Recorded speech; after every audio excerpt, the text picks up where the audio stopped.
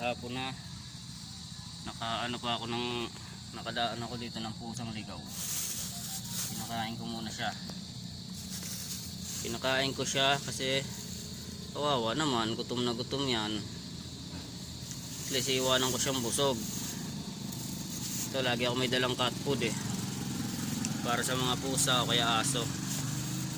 Yan o.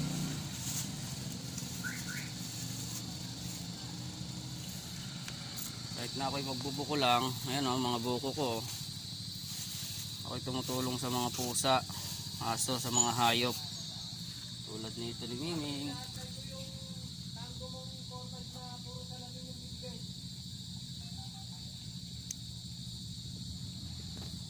Sige, babay na Miming.